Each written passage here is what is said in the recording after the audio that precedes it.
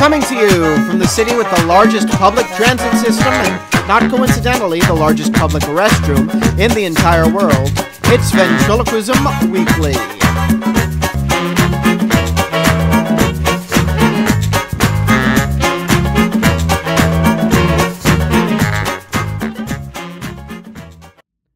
Mondays can be dry and black, but have no fear, Ventriloquism Weekly is here. Hi, I'm Matt Bailey, and boy, do we have another fantastic episode for you today.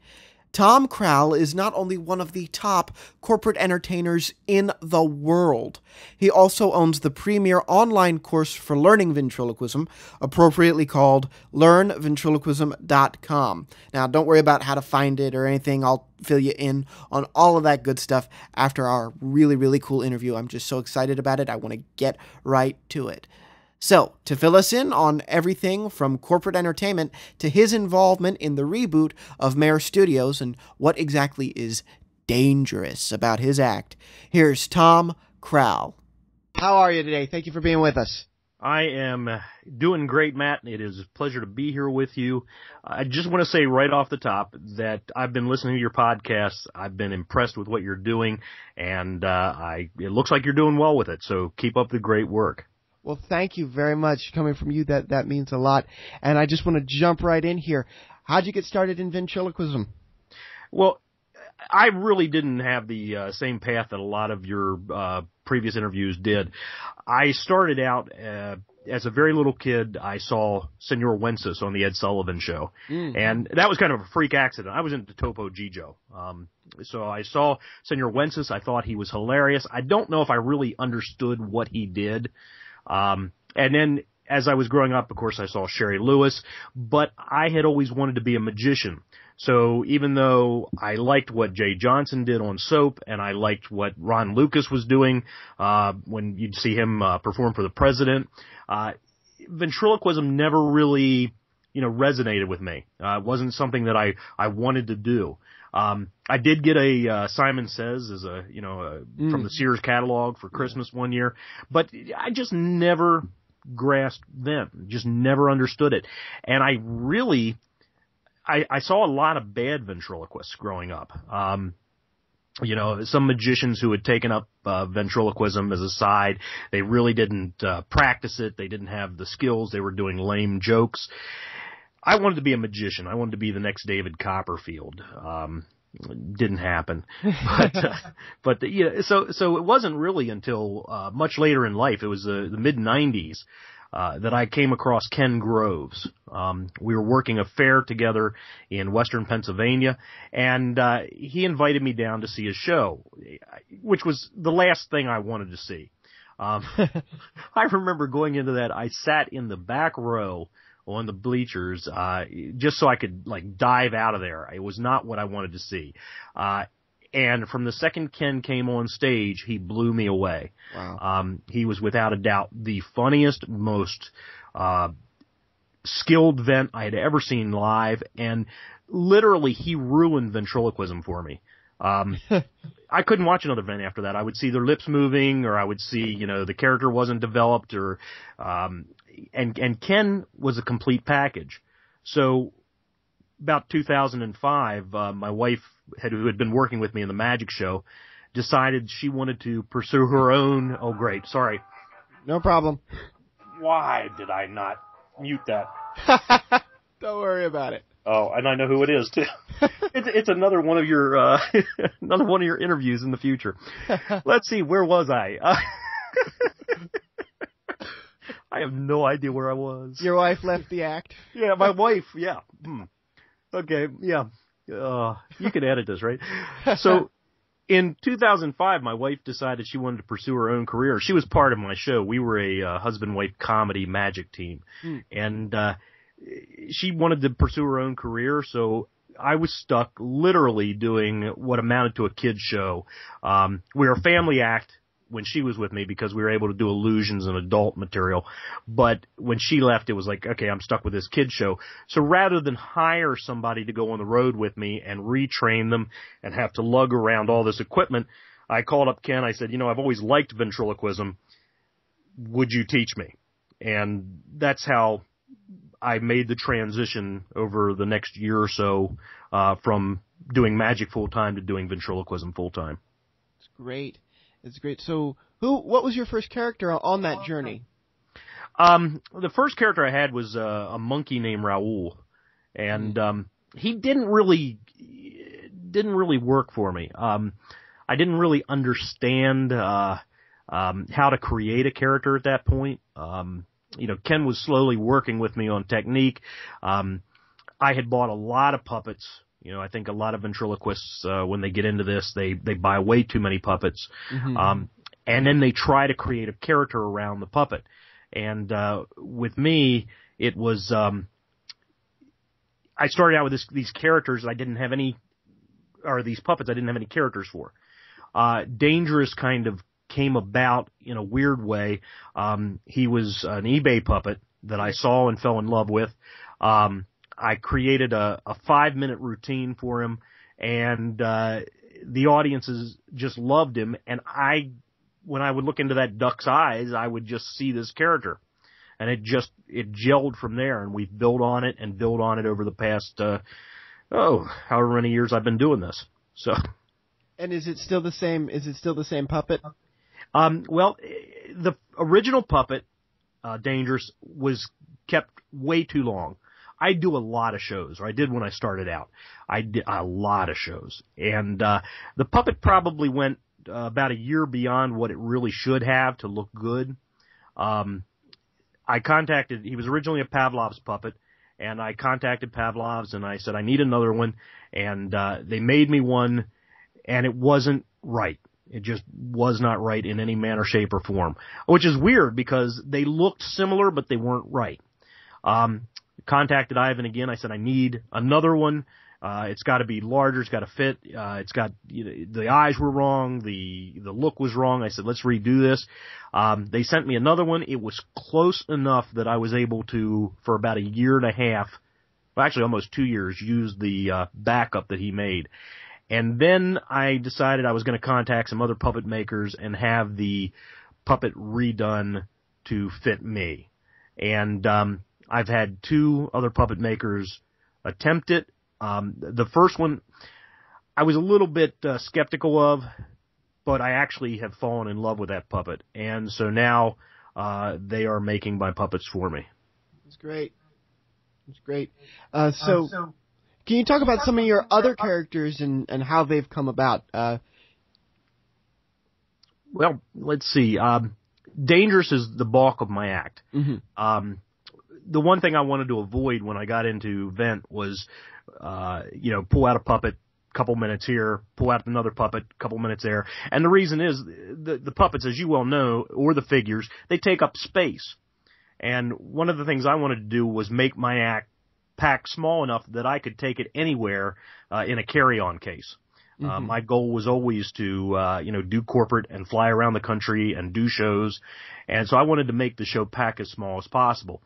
To that end, I had a couple of puppets that I used sparingly. I have an alien puppet, Carl, that I do a lot of stuff with, but he's mostly when I'm working locally. I've got a couple novelty puppets, a tennis ball, which is kind of a tribute toward Jay Johnson, although it's a totally different style of routining for it. But I usually open up with that. I talk about how, as a kid I couldn't afford puppets and so I would use whatever I had laying around. So I come out with this novelty puppet. They're not expecting the Vent quite at that point. I go into an Axtel drawing board.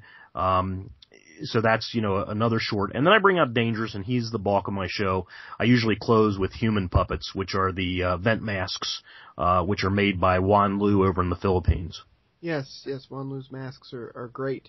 So can you talk about a little bit about your experience performing in the corporate world? Some what all that entails? How'd you get into the corporate market? Well, as I said, when I started out, my goal was always to do the corporate market. I'm not exactly the youngest guy on the block. I have to plan for my retirement and that kind of thing. And I realized I'd have to do a heck of a lot of kids shows to be able to pull in the kind of money that I needed to pull in. And so my goal was always to target the mid-range of corporates. And I went from that perspective. I was very focused on it. I did a lot of different things when I started out. I got lucky enough to land resorts down in Mexico, and I was working these 5-star resorts along the Cancun area, Cancun down to Tulum. Did those, 5 nights a week. You'd go into these incredible, just gorgeous 5-star resorts. The all-inclusives. They had the people come down. They're probably paying about $6,000 a person per week for their vacation. And you'd go into these, and you had to nail it every night. So that gave me, an incredible launching pad, doing that. I had been doing fairs before that and smaller shows. So I felt like I was ready to go into that environment. And that kind of, the month that I was down there really, helped me hone material, really helped me discover what the people who were earning the kind of income that, frequented those places, the kind of material that they would like to see. And by meeting with them and talking with them, and every show was videotaped. So I would go back. They had us in a condo in Playa del Carmen. I'd go back to the condo every night. My driver would take us back there, and I'd set up and I'd watch the videos over and over and over and practice the material and change the lines and work on the jokes, and go out the next night and do the same darn thing with the changes, and then again watch it on video until I was sick of it.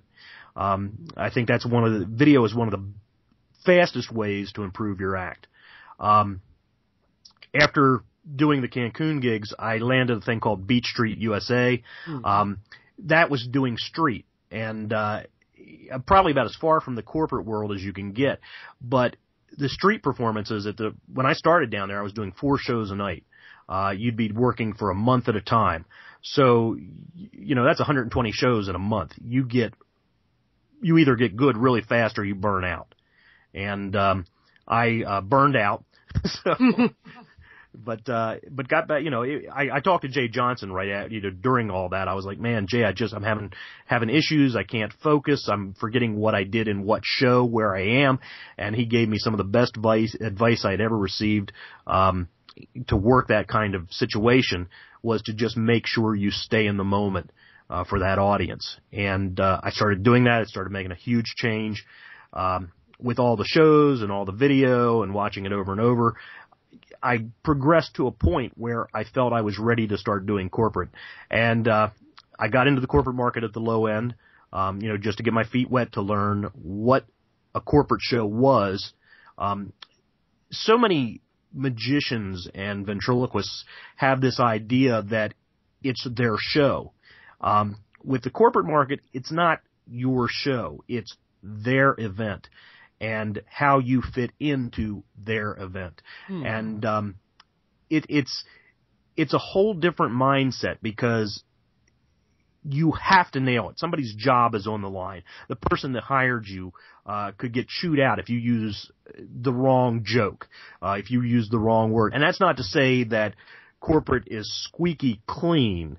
You don't use any foul language naturally, but it's a balancing act, because you're representing the company that hired you for this event. And even if it's just their people, you're still representing that company, and you have to do it in a manner that they would find acceptable to present to the outside world. So it's really, and I think that's one of the big things that has made me successful in that market, is the fact that I really get to know the company that I'm working for. I do all the questionnaires. I talk to their people. I learn about their products. And all this stuff is woven into the program. I'm not necessarily writing new script for each show, but I have a template laid out where I can find out something and insert their material into it. So it suddenly sounds like it's a totally customized program, when parts of it are, but parts of it are, kind of generic template that we work out, and when they see the show, they feel like, wow, this guy has created this program just for us. And they like that. So that's one of the things that has really helped me out, because I book through agents, I book through event planners, different producers, and they get to me because they know that the client is going to just come back with rave reviews of, wow, this guy was like one of us. Yeah. So then what is that balance, that material? The balance of the material in what, let's go back to where you're talking about the customized material? Between squeaky clean and where the edges. That's something you've got to figure out for yourself. Everybody is different. Everybody has a different style of presenting a joke. I don't do anything that is totally dirty, okay? Mm-hmm. I like to do double entendre. I say something in a totally clean way, and I cannot control how people relate to it. Okay. One of the bits that I do in the show is about, and I did it at Van Haven, the one time I performed there. And I know a couple other people have picked up that joke, but, it was, with the stiff rope where, the whole audience is going, ooh, ah, and Dangerous turns to me and says, that sounds just like the hotel room next to us. And, and I'm like, that was their TV. He says, well, they shouldn't slam it into the wall. And so I think it's a hilarious bit, especially when it comes out in the Duck's voice. And it's totally clean because I've done that at family shows, and I just look at the kids and I say, kids, what we're saying here is if you're in a hotel, don't jump on the furniture and keep the noise on the TVs down. And then at that point, Dangerous usually looks at me and goes, when did we say that? So, but so that's the kind of thing that I get away with. I get the audience laughing at that. Not so sure somebody else could. It's based on the personality of the puppet, and that's something that when people take material from another act, they don't always understand, what's going on behind it, if that makes sense to you. Yes. So I think it's important to really know yourself, know your character, and learn how to present to an audience. That presentation, the way you deliver, is so important. And you could say the right thing the wrong way and get into as much trouble as saying the wrong thing the right way, if that makes sense to you. Yes. It's like you said, it just comes back to that simple phrase, balancing act. Exactly. It is a balancing act. And anybody who is interested in doing corporate, I highly recommend you do as many adult shows as you can before you try to go into that market. There are civic clubs, there are service clubs. I don't really consider the senior centers adult shows. And I'm probably going to get attacked for that, but it's, I like to go into, if you go into like the Rotary or the Lions Club, and it might not even be a situation where you're getting a lot of money. It might not be, I did a lot for dirt money when I started, but I knew what I had to do to get to the dollar figure that I wanted to make. And, by doing these adult shows, you're going to learn pretty quickly, especially if you videotape them and you watch those tapes over and over and over again. And I think that's another key. People watch their videos. They might watch it once and they go, hey, yeah, it wasn't too bad. But when you start to analyze it, when you isolate just the puppet and watch just the puppet and see how it's moving and how it reacts, and when you isolate just yourself and then you look at your lips, first you're looking at the lips maybe, then you look at your entire body language during the presentation, and then you listen to the audience and where are they laughing, where are they not laughing, how could this be reworked? So there's so many fine points to get your program to a level where you're ready to command, a higher dollar figure and work those corporate dates. And then once you get into that corporate market, like I said, it's not about your show anymore. Your show has to be, a success every time. Then it's about servicing the client and making them the stars of the show. You're a tool to their success. Exactly. You're just a small part in their cog. And it floored me when I started realizing the kind of dollars that I could earn as a ventriloquist. You're talking people who spend, $3,000, $5,000 just renting a room for their event. Mm-hmm. If they're renting a room for $5,000 and then they're bringing in catering and, hors d'oeuvres are not cheap. You might be paying anywhere from, $8 to $20 for, per person for hors d'oeuvres. And then they're spending, $50 on an entree or more depending on what they're having. They're already invested for $100 in food. If they're doing open bar, it might be more. They don't necessarily want an inexpensive act. And I think a lot of acts always, go through that mindset where, well, if I charge this, I'm not going to get it. You can lose a show for not charging enough. Wow. And it's something that a lot of people don't think about. When you're spending $100 on a dinner for your guest, do you want to put a show up there that was like, $5 to $10 a guest? They have this perceived notion of quality based on your pricing in the upper markets, and that's how some of these acts survive. I'm nowhere near some of them, but I've got friends who are earning $20,000 to $100,000 a show in the corporate market, and you'll hear acts out there going, well, there's a recession, there's no work. These guys are working. And the reason they're working is that companies still invest money. Now, they're not blowing the money. They're investing the money in their people. They want a workforce that, if they're doing it for their employees or for their clients, they want something that's going to speak quality about their event. And they do spend money. Yeah, that's interesting, because then sometimes you'll hear about on the lower scale, they'll invest so much in the food and the other things that they'll like scrounge what they can for the entertainment. So that's so interesting that you could lose a gig by not charging a certain set amount of dollars. I'd never heard that before. That's really interesting. It does happen. And it really came to light for me when I was working through Gig Masters. I was doing at one time a lot of stuff through Gig Masters, and I was brought out to California to do a medical event, and I was the highest quote they received. And the reason they hired me was because of the price. And they told me that flat out. It was, I fit their budget. I was just under their budget, which still floored me. I was like, wow, we're talking all this money, and yet, so that really opened my eyes. And then I took, some training from a corporate, performer. And he just totally, blew me away with the information that he provided. And it was, I listened to phone calls that he did, and I started incorporating this. Sometimes a client will call me and I'll ask them flat out because I don't feel like maybe I'm the right act for them. I'm not the right act for everybody.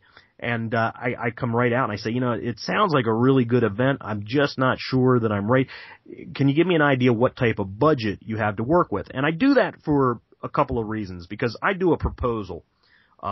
I don't do a lot of acts, you get the call. How much is it? Well, tell me what you're doing. Well, are you available and how much is it? And I don't go there.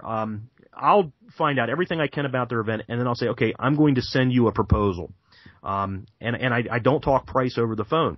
So if I get a client who I don't feel I'm a right mix for, I'll sometimes ask them, what is your budget? And sometimes I'll be blown away by how much they do have. Sometimes they won't tell you, and that's fine. I'm not here to probably shouldn't say this, but screw anybody. If a client tells me, they've got a $25,000 budget, yeah, I'm obviously not the act they want. I'm not a $25,000 act. So what I'll do is I will recommend them to someone who I know can go into that situation and do a killer job and service them out the wazoo so that they're thrilled. And they'll be like, yeah, and they'll say to him, next time, you might want to give Tom a call. And I don't want to put myself into a situation where somebody else is depending on me to do the job that I can't do, which is one of the reasons I try to find out so much information. But I've talked myself right out of that question. But I hope what I said makes sense. No, it absolutely does. You know, especially when you just start in a new market, gigs are like the they're so rare that when you hit, you like want to jump, and instead you take a step back and analyze, is it right? So that absolutely makes sense. And I want to switch gears here with you, and I want to talk about the product that you offer to this ventriloquism community, which is a great product. Learn ventriloquism. Yes. Okay. Where did that come from? What was the inspiration? How'd you get started? Well, I had a lot of people come up to me after shows and go, I'd really like to learn to do that. I'd like to learn ventriloquism. And I took a course. I'm always interested in learning more, bettering myself as a performer and a business person. And I took an online course where a guy was teaching how to set up a membership website. And I decided, at first I wasn't, sure what I was going to do with it. But I saw the way the system could time release material. And I thought, that is the biggest problem with every learning material that's out there. When I started, I got the Mayor course. And the Mayor course was great. It's anyone who has not gone through it, you really owe it to yourself to go through that. It's an incredible learning tool. But I would pick up the pamphlets and read them, and then I'd, throw that aside and go to the next one. And I didn't take the time to practice the materials, I guess is the best way to say it. Same thing with a DVD. I would watch a DVD all the way through. And I'd pick on different areas that I wanted to work on, but I didn't, practice a skill so that I got it down. And I took lessons with Ken Groves, and I drove out to Ohio, and in a weekend, I think I spent 3 days with him.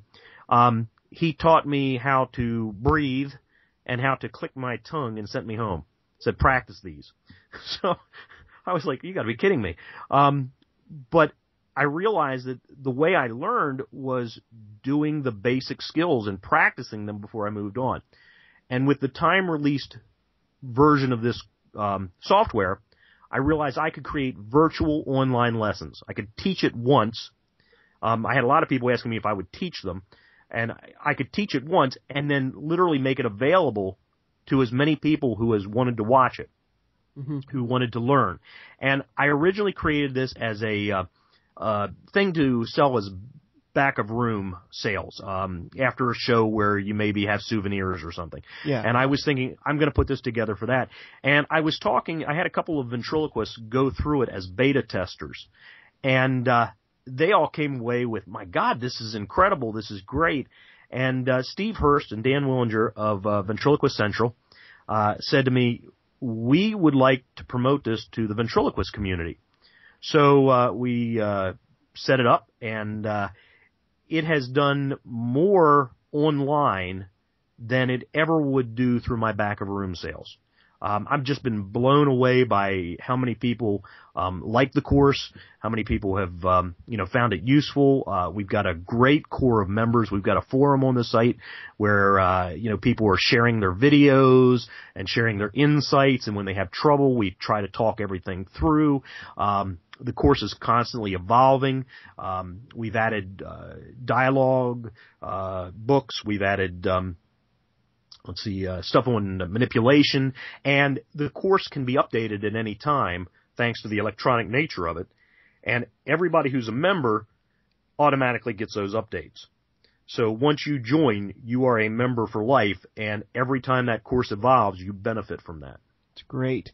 That's great. And off of that, you've become involved with the reboot of Mayor Studios. That is correct. When Clinton passed away, it was a huge hole in the community. Mm-hmm. And I think a lot of people really were wondering what was going to happen. Mark Wade was talking to Adelia, and she gave him Mayor Studios. She basically wrapped it all up. I don't know what the deal was, but he became the owner of Mayer Studios.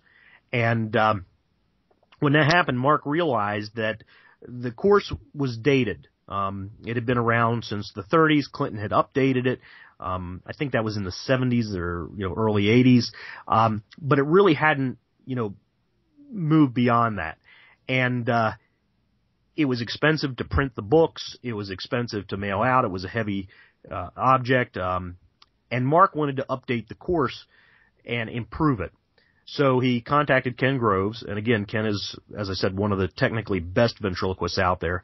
And Ken and Mark were both aware of my course, and they contacted me to see if I had any ideas on the updating of it. So Mark has brought Ken and I in, and Mayer, and I'll let him tell you more about this, but I think Mayer is going to become the gold standard again. Mm-hmm. It's going to be what we're developing is going to be, I think it's going to be a breakthrough based on the fact that it's not going to be an online course like mine is. But I think they're going to complement each other very well. And I'm really excited to be a part of that. That's just great. I was going to ask, bringing in some of that time-release technology into it, do you think there will be online components, or it'll just be a reboot and a rework of the classic Mayer course, which so many have known and loved? Well, it's definitely going to be a rework of the course. We're keeping all the elements of the old course. Some of it may be rewritten. Some of it may be updated a little bit. And there's going to be definitely an electronic element to it, although I'm not free to discuss that right now. Mm-hmm. And there will be an online component as well. But we're taking Mayer was always it was the place to go if you needed something ventriloquism related, and the online stuff that we intend to do with this, I think we're basically going to pull everybody in. We want to make it an umbrella. We want to make it the place to go. So it's going to be a huge family. Everyone's going to be welcome. We're going to be putting some incredible product together. We're going to have some incredible things happening, and like I say, I'm excited about it. Mark has been, and he'll tell you this, he just moved down to Florida, so he's been really busy. But we're going to talk tomorrow more about the setup of the business, and so things have been a little bit slow because of his relocation. Right. But we're anticipating some point early next year of getting this all up online and getting everything moving. And I think vents are going to be really surprised and really pleased with what we're planning. Such a great tease. I'm very excited about it too, as I know this community is. So my last question for you, sir. What do you want to see from the vent community? What the up-and-coming generation of ventriloquists? What do you want to see? Well, the vent community is in a unique position right now because we've entered an electronic age where you can see at any time you want the best vents in the business. Mm-hmm. Nina, Jeff, Terry, Jay. There's more material out there right now to allow you to see how it's supposed to be done than at any time in the past. What I'd like to see the vents of the future do is absorb this information, practice, see how it's done, and then go out and do it right. It will elevate our art. For years we were, it's a ventriloquist. That's changed, and excuse me. So, and the other thing I'm encouraged by are the vents at the junior vents at the Van Haven convention. They blow me away when I see the amount of talent. Anybody who says it's a dying art is completely wrong. I mean, and you being one of them, I've seen your act a number of times at the convention. You've done the junior open mics, yes. And I'm always encouraged by the amount of creativity and originality that's coming out of the next generation. And that's so important. Be yourself. Create a character that's different. learn to relate to that character in a realistic way, and study the art and do the best you can. And I think that we're on a pretty good path. I'm very thrilled for the future. That's great. Well, Mr. Tom Crowl, thank you so much for being with us this week. It was my pleasure, Matt. Thank you. Thank you. An enlightening discussion with the awesome Tom Crowl. Thank you again, sir. Now, how to find him. The website for him personally is comedyventriloquist.com, and the website for his awesome, really cool tutorials, videos, tutorials isn't even the right word, his course, because it is a complete course. I have it. I love it. It's learn-ventriloquism.com. Learn-ventriloquism.com. Learn ventriloquism as one word won't get you there. It's learn-ventriloquism.com. Very important. Like I said, I have it. I love it. It's indispensable. Please go check it out. Go get the course. And you did hear correctly during that interview. The Kid Show Vent himself will be with us next week. A true gentleman, Mark Wade joins us for a great variety of topics, including his involvement with the recently announced CAX convention in Ventura, California. Sorry, I had to do it. Ventura, it's too rich. I'm sorry. Okay. And I just want to remind you guys again, we do have a brand new group on Facebook. I love it. We have so much fun. Man, the amount of fun we have over there is just, it's so cool. So it grows in members every day. Come on over and check it out. Search on Facebook, Ventriloquism Weekly, podcast for ventriloquists. Well, learn-ventriloquism, Ventriloquism Weekly, podcast for ventriloquists. There's hyphens today. I don't know. But Ventriloquism Weekly podcast for ventriloquists.